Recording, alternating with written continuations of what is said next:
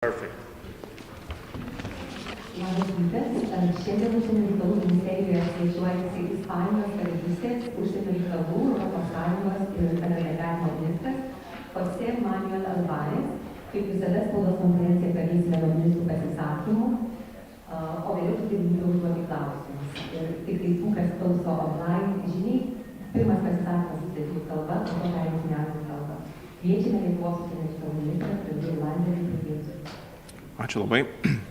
Gerą dieną. Džiaugiuosi galėdamas Vilniuje šiandien pasveikinti savo Ispanijos kolegą José Manuel Alvarez. Nepaisant to, kad esame kiek skirtingose Europos geografiniuose regionuose, pastaruoju metu mūsų dvišaliai santykiai yra kaip niekada intensyvūs. Praeitais metais mūsų šalyje lankėsi Ispanijos premjeras, buvusi užsienio reikalų ministrė, šiandien turiu galimybę su Ispanijos kolega diskutuoti mūsų šalims aktualiausiais klausimais. Šiais metais sukanka 100 metų, kai Ispanija de jure pripažino Lietuvos nepriklausomybę. Tai ne tik gražus jubiliejus, tačiau ir puikia galimybė dar labiau sustiprinti dvišalių santykius įvairiose srityse, įgyvendinti bendrus projektus. Džiaugiuosi augančių ekonominių bendradarbiavimų. Praeitais metais mūsų dvišalės prekybos apyvarta pirmą kartą istorijoje perkopė 1 milijardą eurų. Lietuva suinteresuota ir toliau gilinti ekonominius santykius su Ispanija, ypač aukštą pridėtinę vertę kuriančiose sektoriuose. Natūralu, kad susitikime su Ispanijos kolega didžiausią dėmesį skyrėme dviem aktualiausiam šių dienų klausimams - pagalba Ukrainai ir būtinybę toliau stiprinti mūsų regiono ir viso rytinio NATO flango saugumą. Mūsų pareiga ir bendras interesas yra visomis išgalėmis padėti už mūsų bendras vertybės ir saugumą kovojančiai Ukrainai. Jei nedelsiant reikalinga ginkluotė, taip pat ir sunkioji, kad ji galėtų apsiginti. Ispanija yra tarp daugiausiai ginklais Ukrainą remiančių valstybių. Tuo pačiu būtina toliau stiprinti spaudimą agresoriai Rusijai, ribojant jos galimybės finansuoti jos karo mašiną. Jau keletą savaičių vyksta diskusija dėl poreikio paskelbti embargą Rusijos naftai ir dujomis. Ir čia mūsų nuomonė tiek Lietuvos, tiek Ispanijos pozicijos sutampa, kad tai turi būti padaryta nedelsant. Kitas svarbus aspektas, kalbant apie Rusijos agresiją Ukrainoje, yra tarptautinės bendrijos tiesioginė pareiga užtikrinti, kad karo nusikaltėliai būtų nubausti. Ir galiausiai ES kandidatės statuso suteikimas Ukrainai, kuris būtų stiprus signalas ir kartu mūsų duoklė visiems ukrainiečiams, kurie šiuo metu kovoja už principus ir vertybės, kurias mes drauge puoselėjame. Esame dėkingi Ispanijai už jos indėlį stiprinant Lietuvos ir visos Europos saugumą.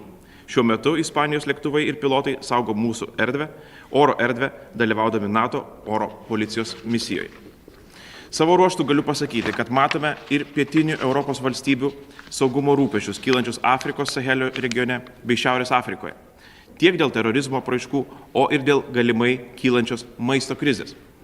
Ir esame pasiruošę prisijungti prie mūsų pietų partnerių ir Ispanijos, sprendžiant kylančius iššūkius. Birželio mėnesį Madride NATO valstybių vadovai turės tinkamai įvertinti pasikeitusią saugumo aplinką ir Rusijos keliamas grėsmes. Šiandien, kaip niekada, mums reikalingi sprendimai dėl NATO rytinio flango patikimos gynybos. NATO turi būti pasirengusi ginti kiekvieną alijanso teritorijos kvadratinį centimetrą žemėje, ore ir jūroje nuo pat pirmųjų galimo konflikto minučių.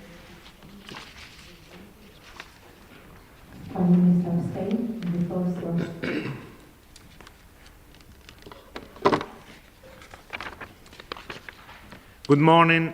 First of all, I would like to thank the Minister of Foreign Affairs of Lithuania, my friend Gabrielius Landsbergis, for inviting me to Vilnius and for the hospitality that I've been receiving.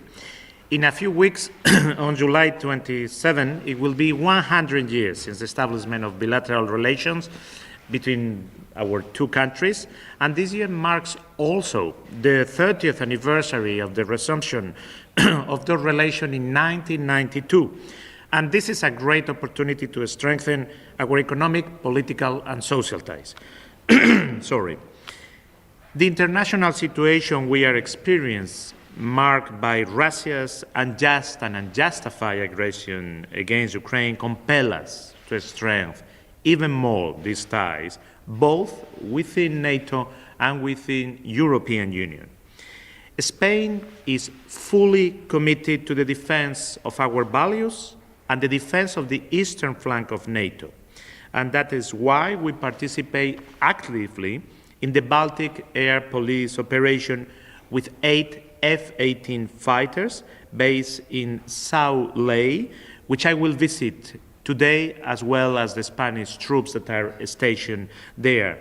And we have more than 500 troops, Leopard tanks, based in Latvia within the Enhanced Force Present operation. Our support to Lithuania and our Baltic friends, every inch of them, is total. Spain will also hold the upcoming NATO summit in Madrid, where we will revise the strategic concept. It will be a crucial moment in the life of NATO. This document outlines the main priorities in our security strategy, in NATO's security strategy. We want it to be a moment to display our unity, as we are doing so far, and our commitment to Europe's securities in all fronts. Also in the southern flank, where we face renovated challenges, for instance, in the Mediterranean and in the Sahel. The strategic concept must reflect this, as well as the importance of a strong southern component. Of course, Lithuania is invited to the Euro-Atlantic dinners on the margin of the summits that the President of Spain will be hosting, that will bring together both EU member states and NATO allies. It will be an important moment to strengthen cooperation between both. We have also discussed our unwavering support to Ukraine and the Ukrainian people. Spain is supporting Ukraine in all fields, and we will continue doing so, with humanitarian aid to the population, with the largest humanitarian package that we have ever given to a single country, hosting already 135,000 Ukrainian refugees in Spain, sending offensive and defensive military material to allow Ukrainians to resist in the face of the atrocity we are all witnessing every day, collaborating in the investigation of the crimes and to bring those responsible to international justice, and last week, reopening our embassy in Kiev.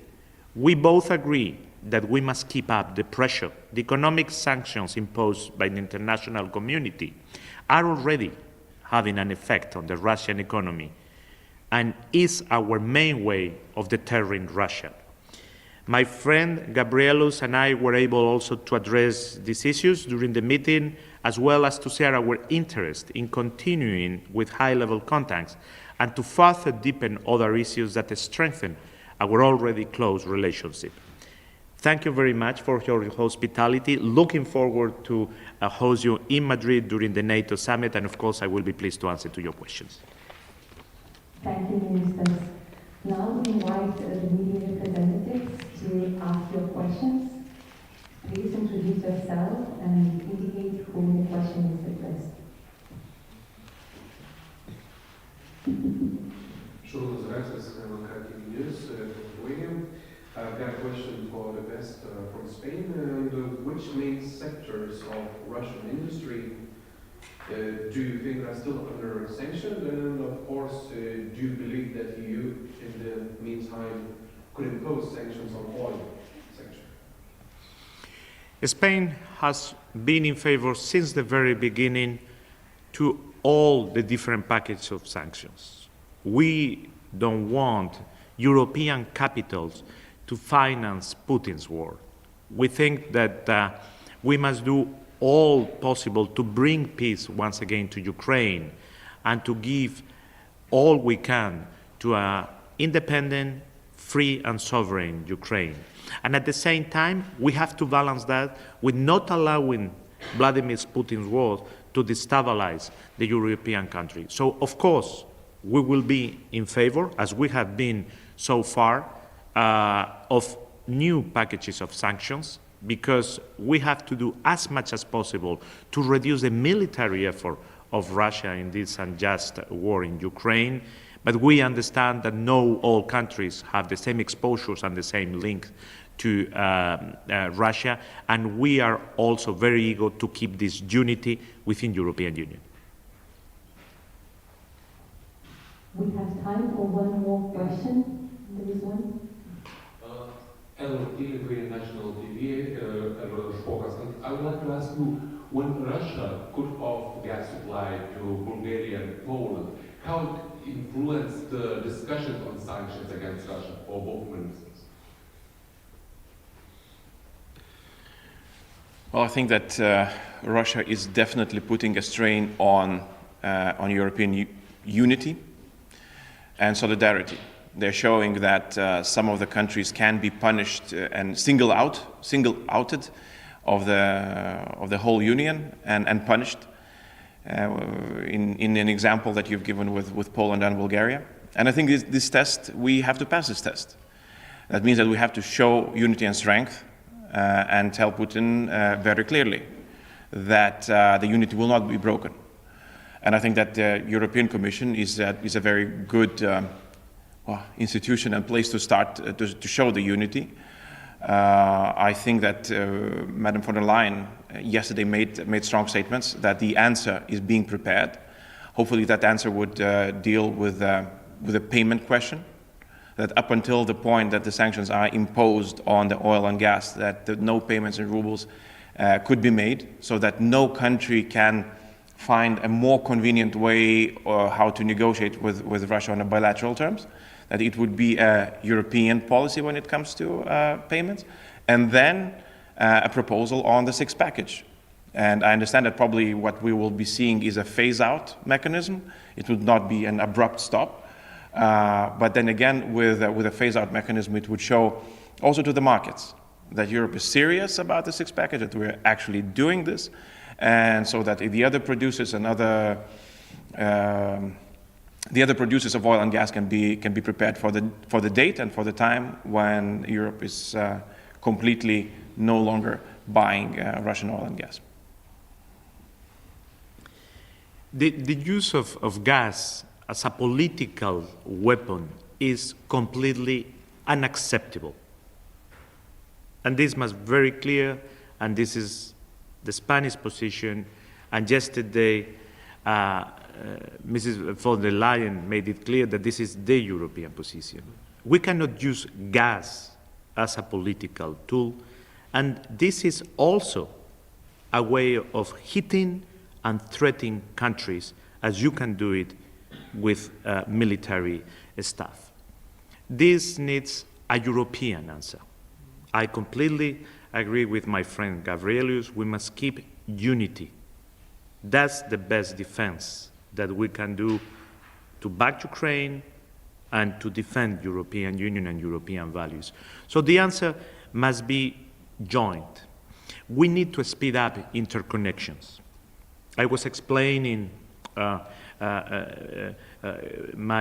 Lithuanian friend how Spain has this very large LNG capacity, almost half of European Union. If we complete interconnection, we can help other countries and other countries can help us. We must not fall into this trap. We must keep unity, and we must reject altogether, all Europeans united, the political use of gas to hit us, to harm us, to make us change our stand. We will not do it. Thank you very much.